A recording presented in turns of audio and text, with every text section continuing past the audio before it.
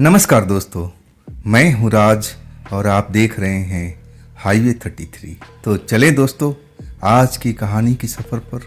दोस्तों ये दुनिया है ना, आश्चर्यों से भरी हुई है। कुछ न कुछ ऐसी चीज़ें सुनाई देती है, लोग बताते हैं तो इंसान जो है ना चकित रह जाता है। ये कैसे हो सकता है? नहीं, ये मुमकिन नहीं है।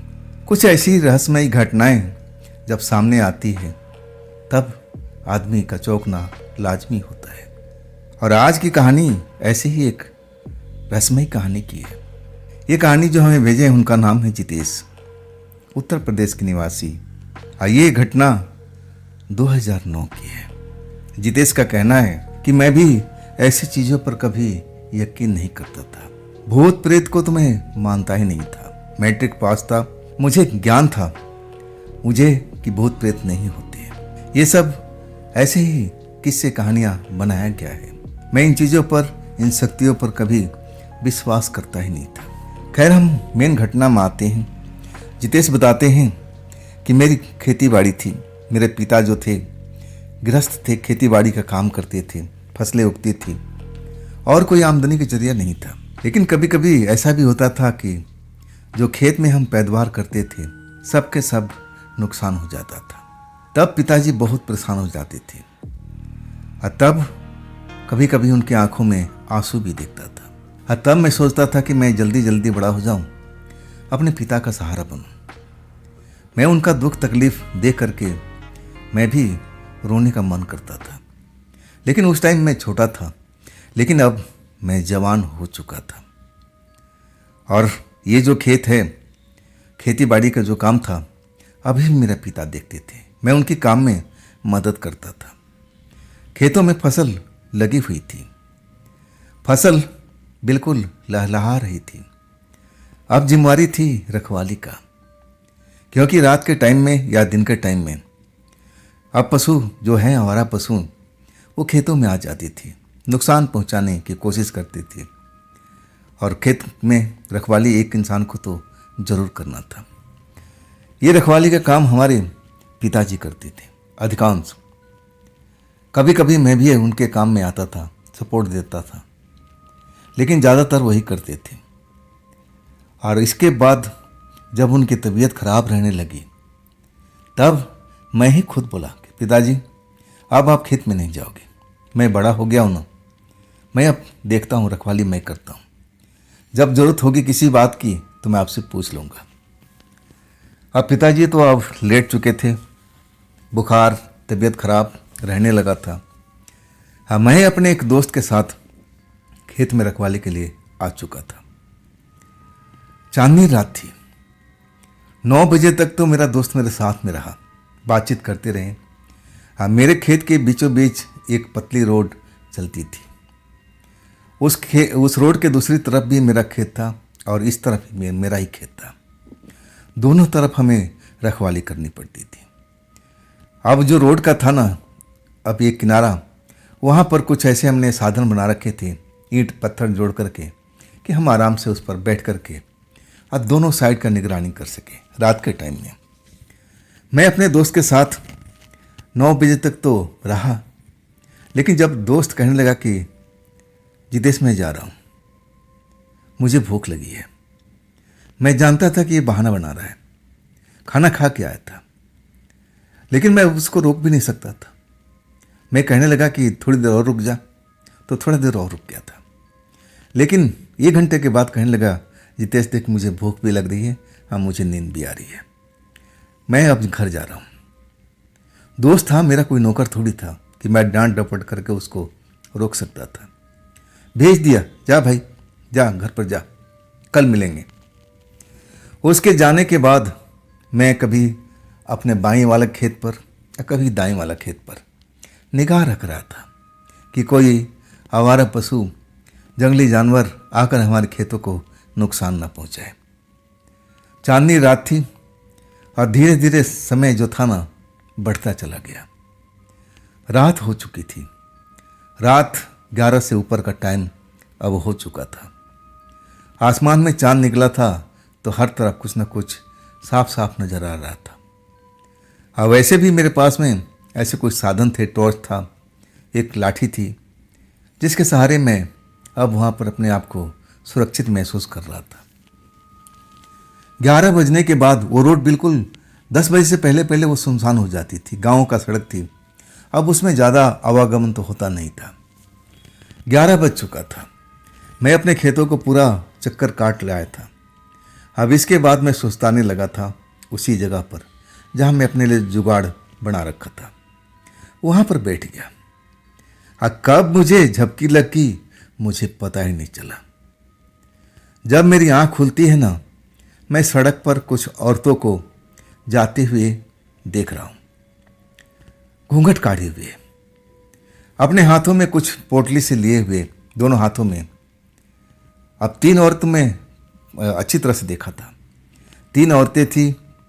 अब उनका जो घूंघट कड़ा हुआ था तो मैं अब चेहरा तो नहीं देख पाया कि देखने में कैसी लग रही हैं। और वो अपने हाथों में कुछ न कुछ ऐसा कपड़ा से बांध रखी थी और अपने हाथों में उठा करके आपस में बात करते हुए मेरे अब जहाँ पर मैं बैठा था वहाँ से गुजर रही थी। तभी उनकी आवाज़ सुन करके मेरी आँख खुली थी। मैं देखने लगा कि भाई आधी रात होने जा रही है, ये औरतें कौन हैं? जरूर गांव देहात की लड़कियां हैं, औरतें हैं, घूंघट काढ़े हुई हैं, तो आसपास की बगल के गांव की होगी। लेकिन ये आ कहाँ से रही है?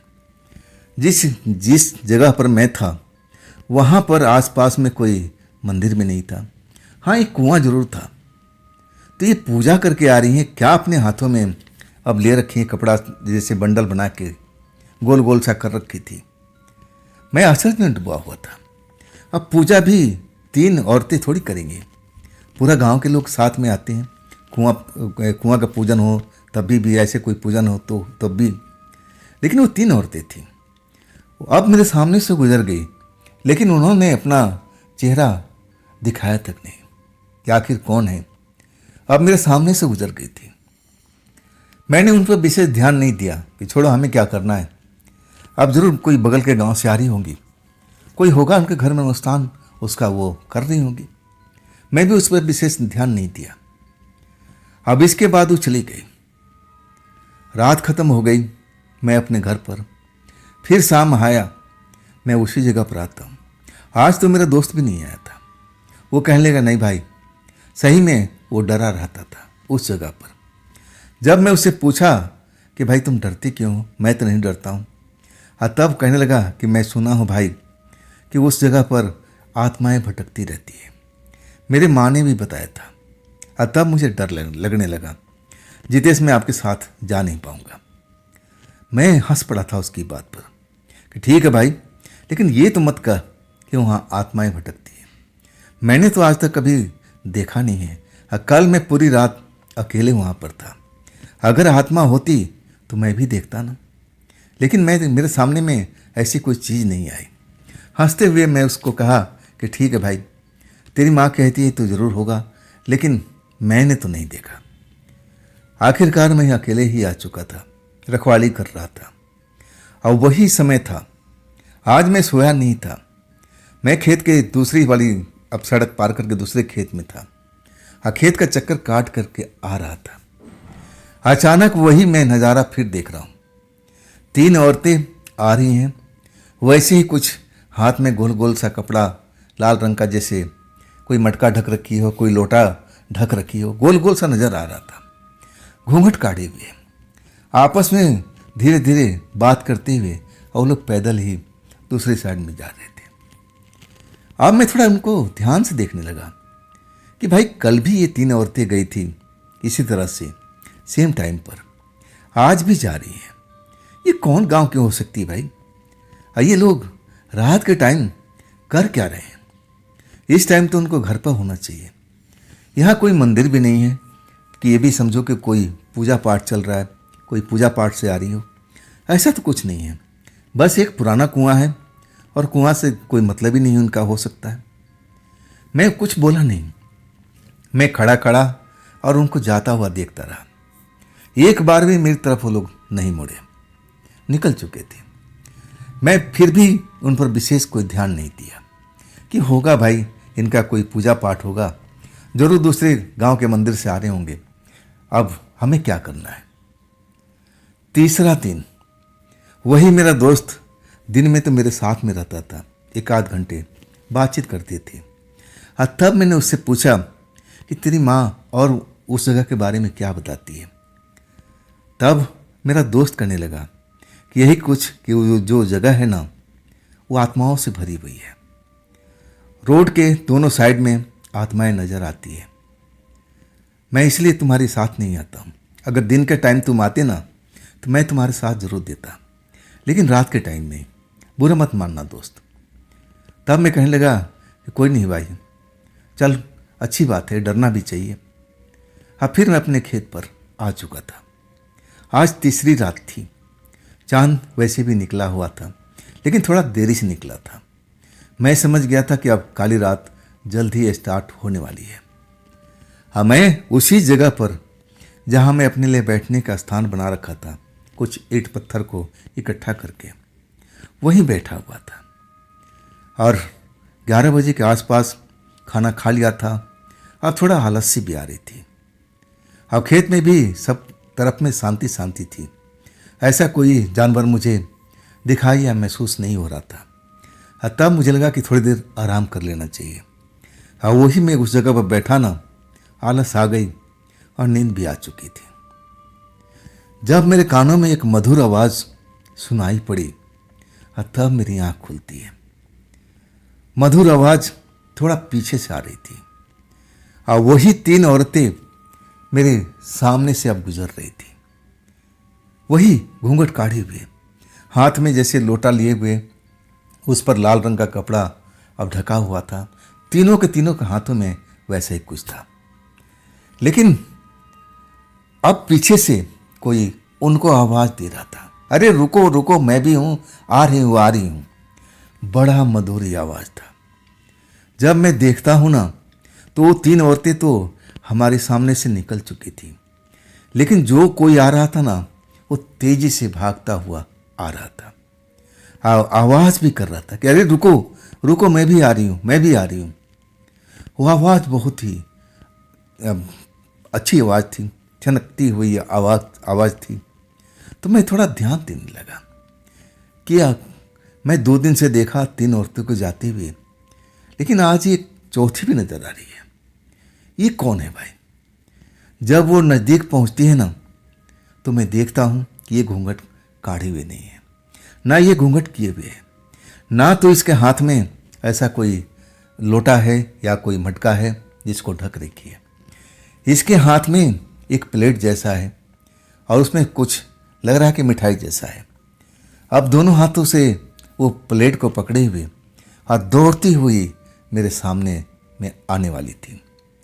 जब मैं उसको देखा ना तो मेरे लिए तो अजीब ही लगा कि 3 औरतें तो मैं रोज देखता था, अब ये चौथी भी आ गई थी, लेकिन चौथी कोई घूंघट काढ़े हुए नहीं थी। जब पास आई ना तो मैं देखता ही रह गया था। चांद की रोशनी में चेहरा चमक रहा था, एक सुंदर परी के समान दिख रही थी। खुले हुए बाल, जब वो तेज दौड़ रही थी तब उसके बाल अटखेलियां खेल रहे थे। मैं तो बस रोड के किनारे बैठा हुआ था।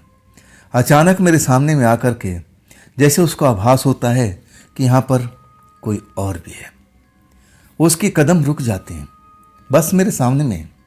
हाँ, मैं तो अपनी जगह पर हिला तक नहीं, मैं वहीं बैठे बैठे सब कुछ देख रहा हूँ।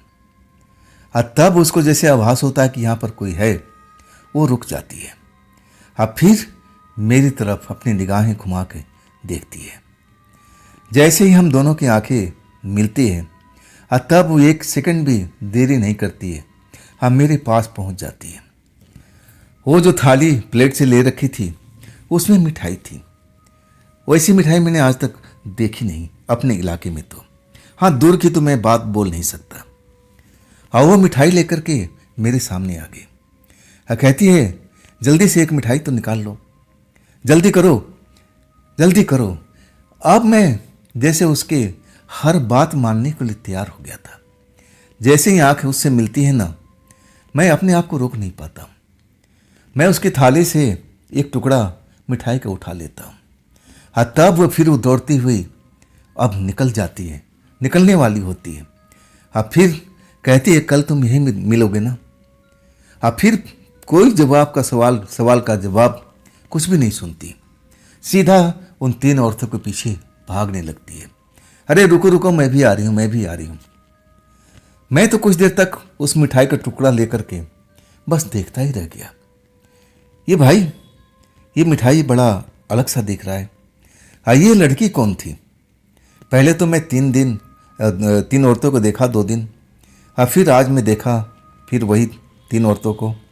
ये चौथी घूंघट वाली नहीं थी, देखने में बड़ा खूबसूरत थी, परी समान दिख रही थी, बड़े बड़े इसके जुल्फे थे, बड़ी बड़ी आंखें थी, और तेज दौड़ रही थी, आवाज़ भी मीठी थी। वो मिठाई मुझे अब मेरे हाथों में पड़ा हुआ था। मैं कभी मिठाई को देख रहा था और कभी उस तरफ देख रहा था जिधर वो लोग गए हुए थे, लेकिन अब मुझे दिखाई नहीं दे रहे थे, अंधेरे में कहीं गुम हो चुके थे, मैं देख ही नहीं पा रहा था। और तब बरबस अब ध्यान मेरे हाथ में पड़ी हुई मिठाई का टुकड़ा पड़ता है। अब बिना सोचे समझे मैं अपने मुंह में डाल लेता हूँ। अब बाकी गजब का स्वाद था उस मिठाई में, जैसे लगा कि मिठाई मुंह में डालते ही अब घुल चुका है। अब मुझे एहसास भी नहीं हो रहा था, बस लग रहा था कि हाँ, मुंह में पूरा ठंडक ठंडक फैल चुका है।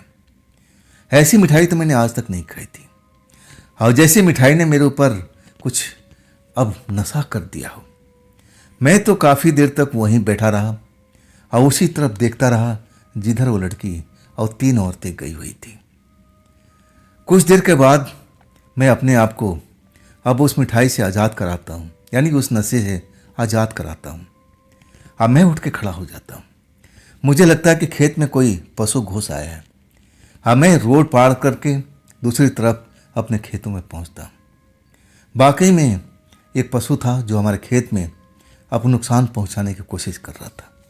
उसको भगाता हूँ और मेरी डांट सुन करके वो भाग लेता है। अब फिर मैं अपने आप को थोड़ा थका हुआ महसूस करने लगता हूँ, जैसे लग रहा है कि मैं बहुत दौड़ के आया हूँ, कोई बहुत अब ताकत वाला काम किया हूँ। ऐसे मेरा शरीर अब बोल रहा था कि बेटा तू अब थोड़ी देर आराम कर ले। अब मैं उसी जगह पर रोड पर आकर के जो अपने बैठने का स्थान बनाया था, अब वहाँ बैठ जाता हूँ। बैठते ही मुझे नींद आ जाती है। नींद आने के बाद मुझे होश नहीं रहता कि मैं हूँ कहाँ पर। मेरे सामने एक अजीब सा नज़ारा अब दिखाई दे रहा था, जैसे मैं ख्वाब में हूँ। अब मैं देख रहा हूँ कि जो मेरी दूसरी साइड वाला खेत है ना, उधर में रोशनी से नज़र आ रही है। जब मैं रोशनी देखता हूँ ना, ये मैं ख्वाब में सब देख रहा हूँ। अब मैं जब रोशनी देखता हूँ तो मैं आश्चर्य में पड़ जाता हूँ कि अरे मेरे खेत में ये रोशनी कैसी नज़र आ रही है। हाँ, मैं दौड़ता हूँ, अपने खेत में पहुँचता हूँ कि मैं देखूँ ये रोशनी का अब रहस्य क्या है। जब मैं वहाँ जाता हूँ ना, मैं देखता हूँ कि एक लड़की है जो अपने हाथों में एक अजीब सी रोशनी लेकर के हमारे खेतों में इधर से उधर घूम रही है। जब मैं उसको देखता हूँ तो मैं अपने आप को रोक नहीं पाता हूँ। मैं उसका चेहरा देख नहीं पाता हूँ, चेहरा दूसरी साइड में होता है। और तब मैं उसको टोकता हूँ कि आप कौन हो, मेरे खेत में क्या कर रही हो, आपका यहाँ आने का मकसद क्या है। और तब वो मेरी आवाज़ सुन करके मेरी तरफ मुड़ती है। जब वो मुड़ती है ना, तो मैं देख करके हैरान रह जाता हूँ। ये तो वही लड़की थी जिसने मुझे रात के टाइम मिठाई दिया था, जो मिठाई खा करके मैं अजीब सा महसूस करने लगा था। और मैं देख लेता हूँ, पहचान जाता हूँ। और तब उसके चेहरे पर एक मुस्कुराहट दौड़ जाती है। कहती है पहचान गए? अरे मैंने तुम्हें मिठाई खिलाई थी, अब तो पहचान गए। और तब मैं कहता कि हाँ पहचान तो गया हूँ, लेकिन ज़रा इस मिठाई का रहस्य बताइएगा। मिठाई खाने के बाद मुझे ना जाने ऐसा ऐसा क्यों फीलिंग हो रहा था। और तब वो मुस्कुरा करके मेरे नज़दीक आ जाती है। वो जो हाथ में अजीब सी रोशनी लिए हुए है, उस रोशनी को अब ज़मीन पर रख लेती है और मेरे नज़दीक आके कहती है, क्या अजीब सा नशा हुआ था ना उस मिठाई खा करके? वो कोई नशा नहीं था, मिठाई में वो ताकत थी। वो ताकत हर कोई झेल नहीं पाता है, लेकिन जो ताकत को झेल लेता है ना, तो वो बहुत ही ताकतवर बन जाता है। अब तुमने मिठाई खा लिया है ना, देखना तुम भी ताकतवर अब बन जाओगे। अब चिंता मत करो। मैं उसकी बात सुनता हूँ, बड़ा आश्चर्य में होता हूँ कि मैं ऐसा कौन सा ताकतवर बन जाऊँगा।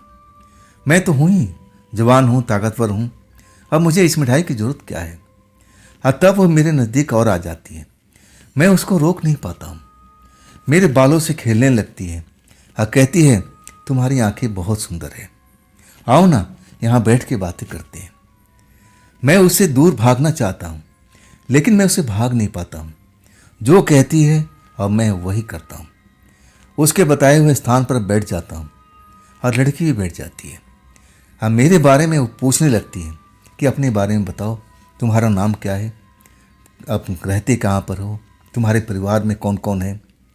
और मैं बिना हिचकिचाए सब कुछ उसको बताती जा रहा हूँ। और मैं बताने के बाद मैं शांत हो गया। और तब मैं देखता हूँ कि वो मेरी आंखों में देख रही है। अब मैं उसकी आंखों में देखता हूँ ना, तो मुझे अजीब सा नशा हो रहा है। जैसे लग रहा है कि मैं दारू पी रखा हूँ। मुझे अपने आप पर कंट्रोल नहीं हो रहा है और आखिरकार मैं उसको अपनी बाहों में भर लेता हूँ। अब इसके बाद मेरी आँख खुल जाती है। जब आँख खुलती है ना, तो मैं अपने को उसी स्थान पर पाता हूँ। हाँ, वातावरण वहाँ का अजीब सा हो पड़ा था। ठंडक का एहसास हो रहा था। अब मैं हर तरफ देखता हूँ। अरे ये क्या हुआ। मैं खेतों में था उस लड़की के साथ में। दूसरी तरफ देखता हूँ ना, जिधर मैं वो लड़की नज़र आई थी, तब मुझे एक रोशनी से नज़र आई। और रोशनी मेरे खेतों से अब दूर जा रही थी, दूसरी साइड में जा रही थी। मैं एकदम जैसे सदमे में आ गया था। क्या ये मेरे साथ में रियल टाइम में घटी थी। मैं उठ के खड़ा होता हूँ और उस रोशनी की तरफ भागता हूँ अपने खेतों में। एक आध बार तो मैं गिर पड़ा था। मैं उस रोशनी को पीछा कर रहा था, लेकिन वो रोशनी को मैं पकड़ नहीं पाया। और रोशनी कब किधर गायब हो गई मैं ढूंढ ही नहीं पाया। तब तक मैं अपने खेतों से काफ़ी दूर आ चुका था। मैं काफ़ी देर तक इधर उधर देखता हूँ, उस रोशनी की तलाश करता हूँ, लेकिन रोशनी नज़र नहीं आती है। और तब मैं फिर अपने उसी जगह पर लौट आता हूँ। अब इसके बाद मुझे ऐसी कोई चीज़ दिखाई नहीं पड़ती है। मैं उस लड़की के बारे में सोचता रहता हूँ। ये लड़की क्या मेरे साथ में खेतों में मिली थी कुछ देर पहले, कैसे हो सकता है।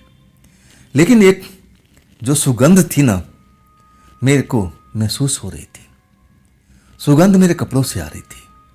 जैसे मैं परफ्यूम तो लगाता नहीं था, लेकिन शायद ये परफ्यूम उस लड़की का है, वो अपने कपड़ों पर या अपने जिस्म पर लगाई होगी। ये खुशबू उसी का है। तो इसका मतलब कि मैं उससे नज़दीक से मिला था। मैं कांप गया था सब कुछ महसूस करके, डर गया था कि हे ईश्वर, ये मैंने क्या किया। ना जाने ये कौन लड़की थी। मैं मिठाई भी खा लिया। अब मैं कहीं ख्वाब में उसके पास तो नहीं पहुंच गया था। ये कहीं ख्वाब नहीं था, कहीं रियल टाइम तो नहीं था। मैं बहुत डरा हुआ महसूस अपनी ज़िंदगी में पहली बार कर रहा था। जी तो कर रहा था कि मैं अपने घर लौट जाऊं, लेकिन सोचा कि जाऊंगा तो कहीं मेरे फसल खराब ना हो जाए। यही सब सोच करके मैं वहाँ रुक जाता हूँ। सुबह होने के बाद जब रास्ता चलने लगता है, तब मैं अपने घर पहुँचता हूँ। जब घर पहुँचता हूँ ना, तब मेरी माँ कहती है, अरे बेटा, ये तेरी शर्ट पर मिट्टी पीछे में कैसे लगी हुई है, कीचड़ सा लग रहा है, कहीं गिर गया था क्या। तब मैं कहा कि हाँ माँ, मैं जानवरों को भगाने जा रहा था और तब मुझे अब कहीं पर फंस करके नीचे गिर गया था। शायद ये कीचड़ ही है उसी टाइम का। और तब वो कहती है कि बेटा, तेरे गर्दन पर खरोच सा दिखाई दे रहा है, तो कुछ गहरा ही है, ये चोट कैसी लगी। मैं देख नहीं पाता हूँ गर्दन के पीछे होता है। और तब मैं माँ से कहता हूँ कि माँ, मुझे तो महसूस ही नहीं हो रहा, ज़रा आप देख के बताओ कि जख्म गहरा तो नहीं है। माँ देखती है, कहती है कि हाँ बेटा, कुछ ऐसा ही है, लेकिन अब लग रहा है कि अब इसमें खून वगैरह तो नहीं निकल रहा है। अब शायद ये ठीक हो जाएगा। मैं कुछ टेंशन नहीं करता हूँ।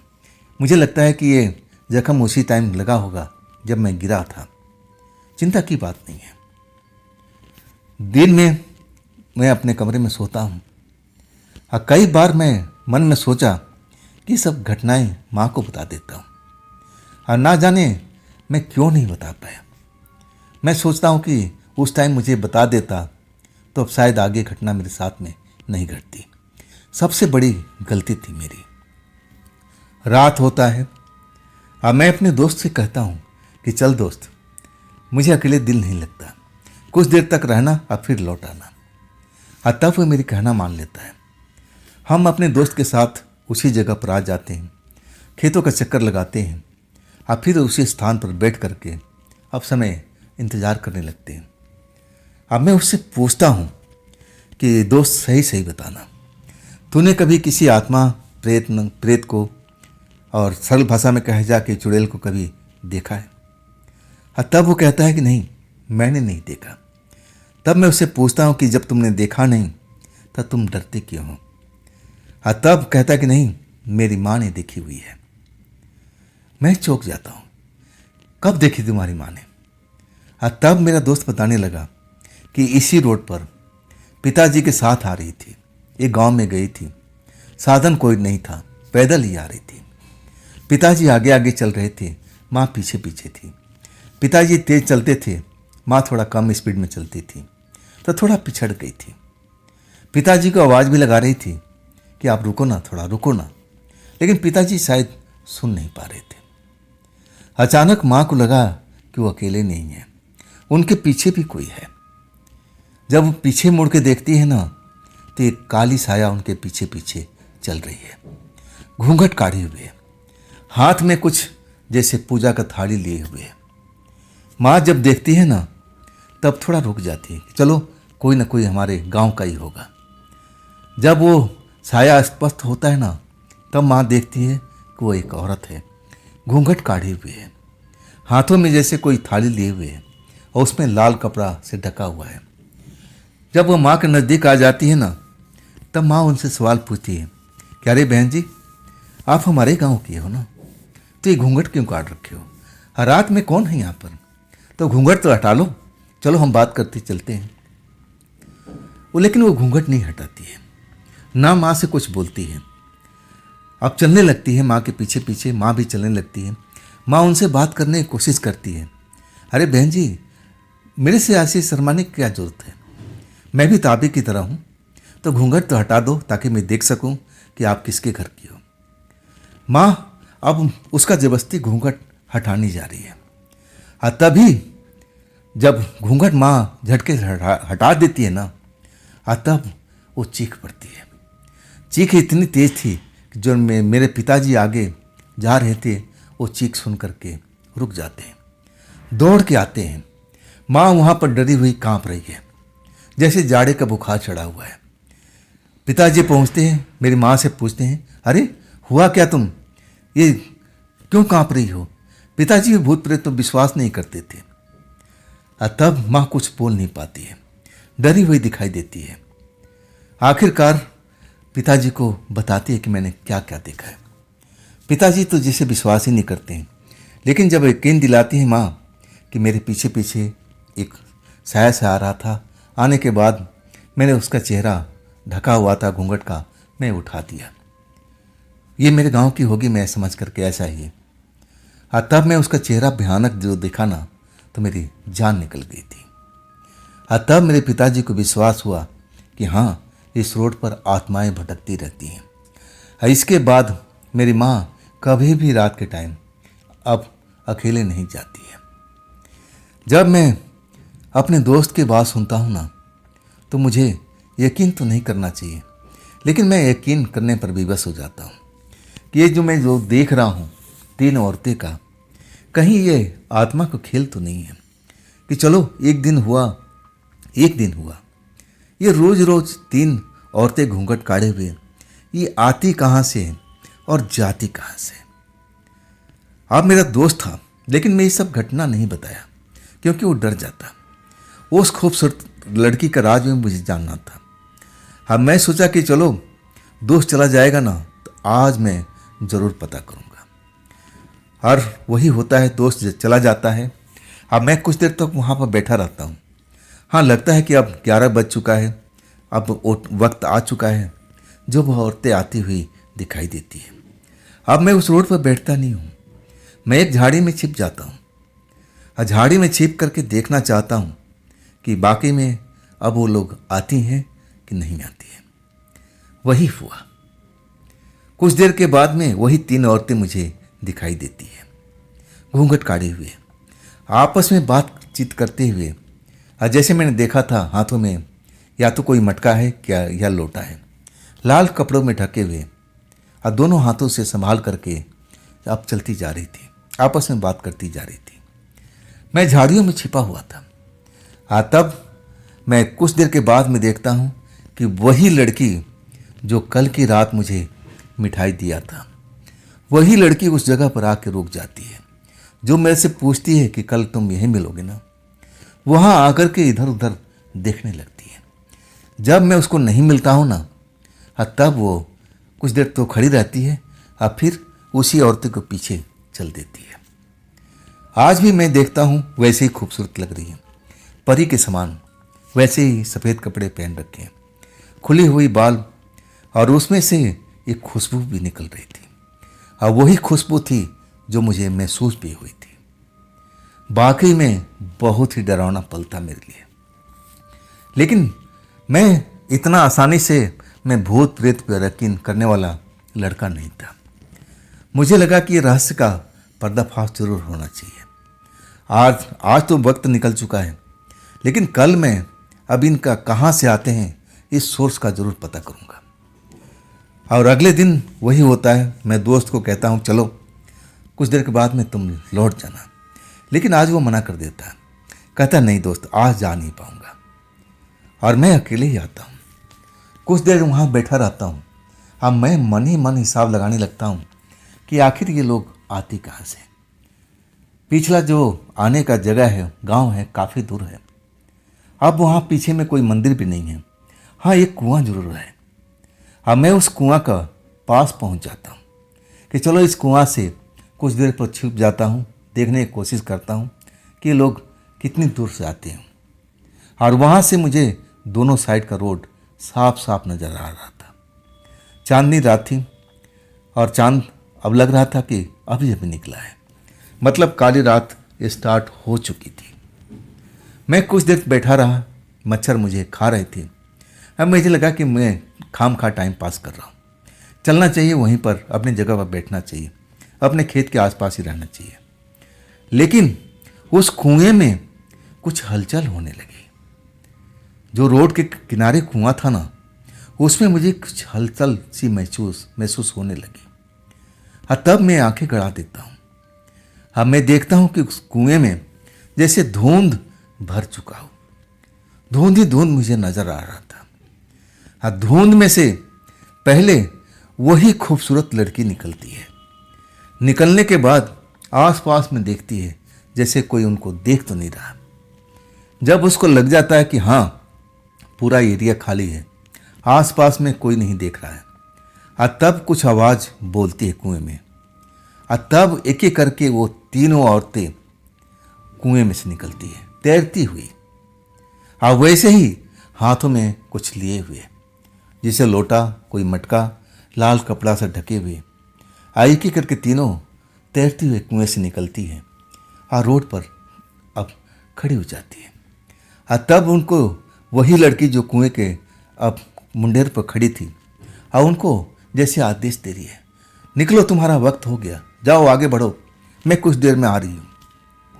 वो तीनों जैसे अब उस लड़की के बात को मानती हैं और फिर आपस में बात करते हुए आगे की तरफ चल जाती है, जिधर मेरा खेत था, जहाँ मैं बैठता था।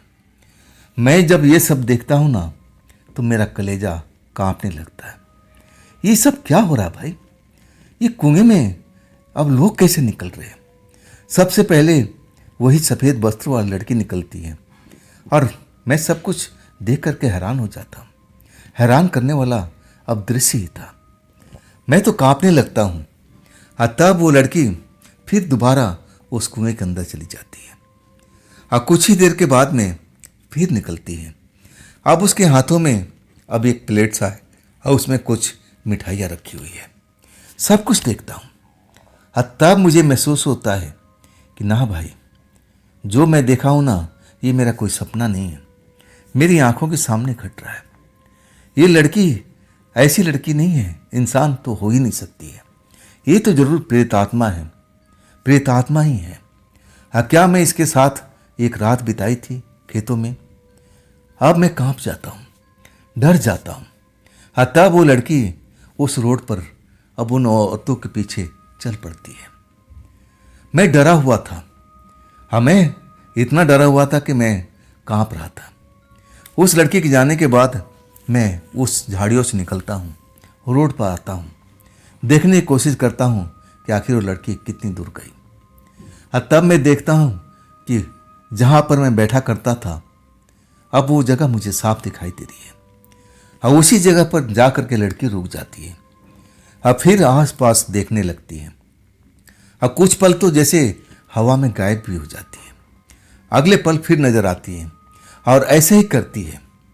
ऐसा सब आधा पौन घंटा तक चलता रहा। अब मेरा तो कलेजा कांप रहा था। मैं तो बहुत डरा हुआ था कि हे ईश्वर, ये कैसी लोग हैं जो कुएं से निकल रहे हैं? क्या इनका घर कुएं में है? कुएं से निकल रहे हैं? अब मैं पूरी तरह से खौफ खाया हुआ था। अब मुझे लगा कि मेरा दोस्त सही कहता था। जो उसकी माँ ने देखा था वो बात बिल्कुल सत्य थी। शायद यही आत्माएं होगी, इनमें से ही कोई होगी। और मैं बिल्कुल अब उसी जगह पर रुक जाता हूँ। हिम्मत नहीं होती कि अपने खेतों में जाऊं जब तक वो लड़की वहाँ से चली नहीं जाए। और मैं फिर दूसरी साइड, रोड के दूसरी साइड एक पेड़ के पास वहाँ पर ओट में जाकर छिप जाता हूँ, डरी हुई हालत में। कैसे भी रात निकल जाए और फिर मैं अपने घर पहुँच जाऊँ। अब इसके बाद मैं अकेले अब खेत की रखवाली करने नहीं आऊँगा। अब मैं तो सोच लिया था कि मैं आऊँगा ही नहीं, चाहे फसल नुकसान हो या चाहे कुछ हो। मैं अपने परिवार वालों को बोल दूंगा। मेरे पिता ना जाने कैसे रखवाली करते थे। क्या उनकी आत्माएं ये नज़र नहीं आती थी? मुझे क्यों नज़र आती है? मैं यही सब सोच रहा था कि अब मेरा क्या होगा, क्या मैं बच भी पाऊंगा? हाँ, तभी मैं देखता हूँ कि वही लड़की वापस आ रही है। वहाँ से जो कुआं था ना, मेरे सामने था, लेकिन मैं अब दूसरी साइड में आ चुका था। उस कुएं में आकर के लड़की खड़ी हो जाती है मुंडेर पर। फिर एक फॉग सा, धुंध सा अब निकलता है। धुंध उस लड़की को ढक लेता है। इसके बाद लड़की गायब हो जाती है। मैं इतना डरा हुआ था कि मैं उस जगह से हिल भी नहीं पाया था। मुझे लगा कि अब मेरा काम तमाम है और लड़की शायद आज मुझे ढूंढ रही थी। अगर मैं उसको मिल जाता ना तो मेरा काम तो तमाम ही था। मैं आज जिंदा नहीं बचता। आखिरकार डरे हुए हालत में अब पूरी रात मैं वहीं बिताता हूँ। और उसके बाद वो कुआं बिल्कुल शांत हो चुका था। वो 3 औरतें लौटी तक नहीं थी। वो कहाँ गई कुछ भी मालूम नहीं। जब सुबह हो जाती है ना, तब मैं डरे हुए हालत में अपने घर पहुँचता हूँ। अब पूरा किस्सा बताता हूँ। तब मेरी माँ, परिवार के लोग मेरी तरफ आश्चर्य से देख रहे हैं। कह रहे हैं कि तुम सच कह रहे हो? तब मैं कहता हूँ कि हाँ, एक एक बात मेरी आंखों के सामने गुजर रही है। सब कुछ, एक बात भी नहीं छिपाता हूँ। वो ख्वाब वाली बात बताता हूँ। अब मुझे लगता है कि वो लड़की मेरे साथ में कुछ न कुछ जरूर किया था। तभी मेरे वो गर्दन के पीछे लंबा सा एक खरोच भी लगा हुआ था, जो माँ देख के बताई थी कि अब चिंता की बात नहीं है, ये खरोच अब शायद ठीक हो जाएगा क्योंकि इसमें ब्लड दिखाई नहीं दे रहा। तब मुझे आभास होने लगा कि जरूर उस लड़की ने मेरे साथ में बहुत कुछ किया, थोड़ा बहुत नहीं किया। मैं जिंदा कैसे बचा हूँ मुझे कुछ भी नहीं पता। डर जो होती है ना, इंसान को हिला के रख देती है। और वही मेरे शरीर में डर बैठा हुआ था। मैं अपने परिवार को समझा देता हूँ कि मैं अब तो खेत में जाऊँगा नहीं, जैसा भी हो आप लोग देख लो। तब पिता मेरे अब ठीक हो चुके थे, लेकिन इतना ठीक नहीं हुए थे। कहने लगे कि जितेश, अब तो चिंता मत कर, मैं सब कुछ संभाल लूँगा, मेरे पास में ऐसी कोई शक्ति आती भी नहीं है। हाँ, तब मैं कहने लगा, क्या आप कोई जादूगर हो?